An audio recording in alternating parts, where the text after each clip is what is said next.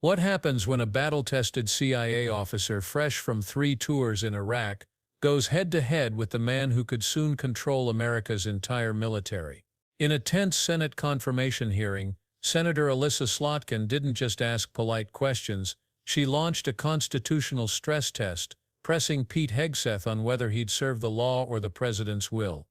The stakes? Nothing less than the independence of the U.S. military, and whether it could be turned into a political weapon on American soil.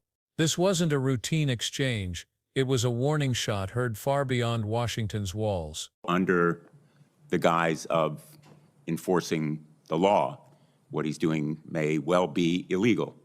I want to ask you about contingency plans for the use of active duty military in other cities. Do you have such contingency plans?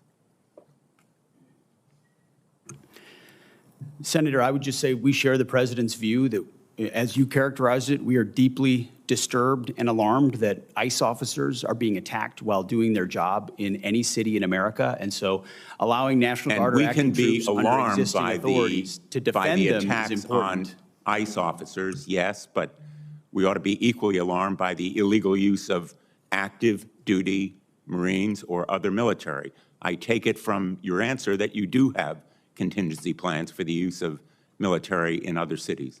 We have never and will not illegally deploy troops. All have been under existing and well-established authorities to use troops to support federal law enforcement officers. So far, there's been no legal justification. It's been challenged successfully. I think that it will prevail. Those challenges will prevail in the courts. And I want to ask you right now to submit to this panel those contingency plans for the use of active duty military in other cities. I want to move on to another area of questioning. The chairman has said that you've submitted precious little detail, to quote him, precious little detail about the budget. I think there is no detail.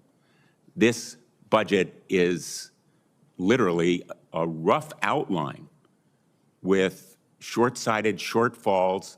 For example, the shortfall on the Columbia class, $2 billion. Only about $1 billion for Virginia class. There is virtually no outline or specificity as to how you are going to provide drones to defend and also engage in offensive outline and maneuvers. The nature of warfare is changing right before our eyes in real time.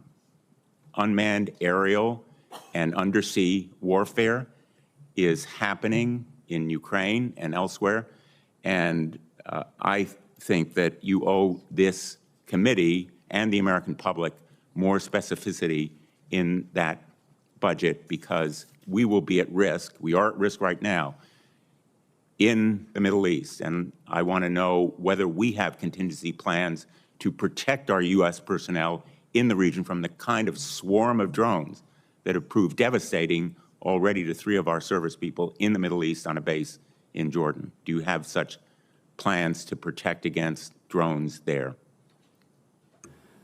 Senator, we work hand in glove with the Joint Staff and CENTCOM and every COCOM, especially right now, to ensure everything at our disposal is available to ensure maximum force protection against any contingency, including the one you described, sir. Well, I have no assurance that we have the capacity to safeguard against the swarm of small, lightweight, slow-moving drones that are, in my view, our major vulnerability. And right now, if we engage in the Iran conflict, would put us and U.S. personnel at risk there. Let me ask you about Ukraine. I've just returned from my 7th trip to Ukraine. I am the advocate, chief sponsor with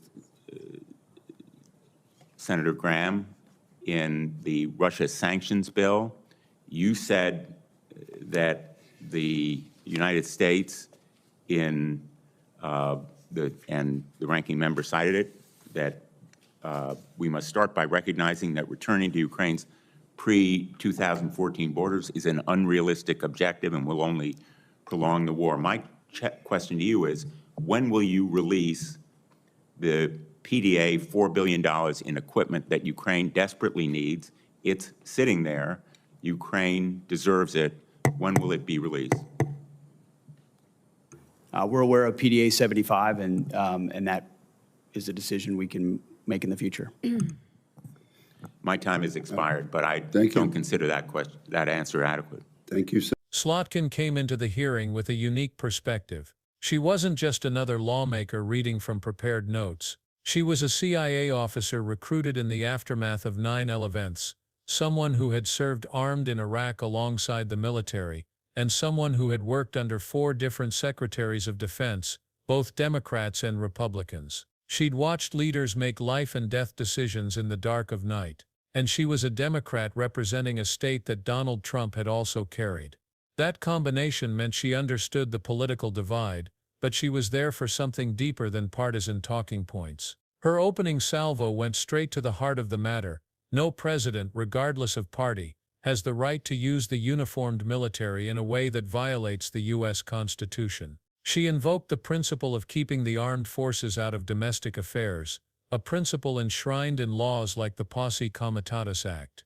The founders had designed it that way to prevent American citizens from ever feeling afraid of their own military, a lesson learned from the country's experience under British rule.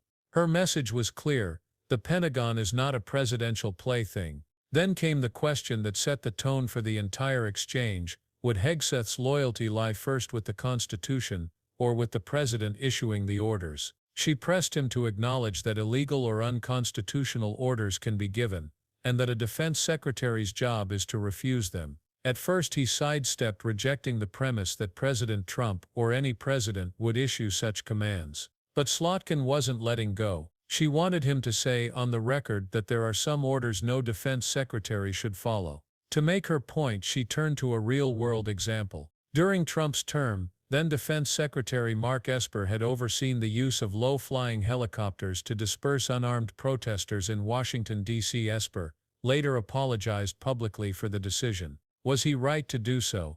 Hegseth dodged again, refusing to give a clear answer. The exchange was tense. Slotkin accused him of avoiding the question, wondering aloud what he was afraid of. The issue wasn't just about helicopters. It was about whether military assets could be used against American civilians, and whether Hegseth would have the courage to call it wrong. The conversation soon shifted to another flashpoint: the deployment of the 82nd Airborne Division to Washington during unrest. Esper had convinced Trump not to go through with it, but Slotkin wanted to know, would Hegseth do the same if asked? His response was careful. He spoke about following laws and processes, but wouldn't commit to resisting such an order outright. That hesitation only deepened the tension in the room. Slotkin then drilled into what she saw as one of the most dangerous trends in modern governance: the temptation to turn active duty military into a domestic police force. She challenged Hegseth directly about whether he supported using soldiers for border crackdowns, detention camps, or urban policing.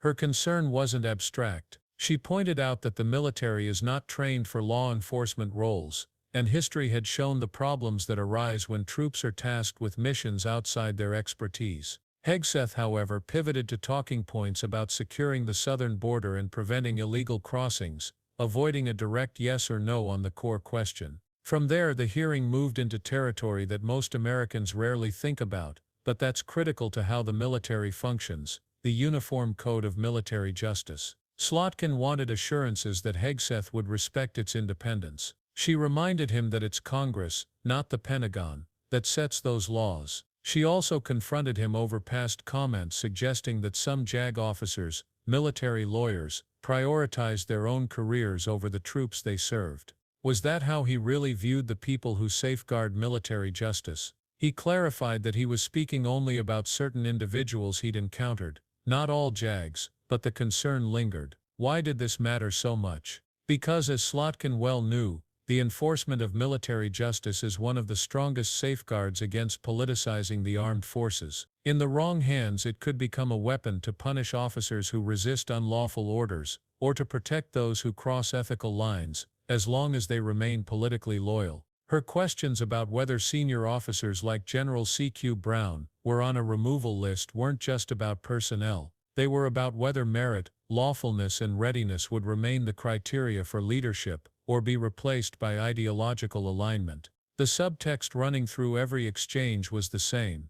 Would Hegseth be a constitutional firewall, standing firm against orders that cross legal lines, or would he be a political foot soldier, willing to blur those lines if it served the president's agenda? Slotkin's pointed, relentless questioning wasn't just about him. It was about the institution he might soon lead, and whether it could withstand pressure from the top. As the hearing unfolded, it became clear that this was more than a confirmation process. It was a microcosm of the larger struggle over civil-military relations in America. The U.S. military is among the most trusted institutions in the country precisely because it is supposed to remain apolitical, focused on defending the nation, not enforcing political will. Slotkin was warning that once that boundary is crossed, it's hard to go back. Even when Hegseth agreed in principle that any president could give an unlawful order, his unwillingness to state outright that he'd refuse one left a shadow over the proceedings. For Slotkin, that shadow represented a dangerous ambiguity, one that could have real consequences if the nation found itself in a constitutional crisis.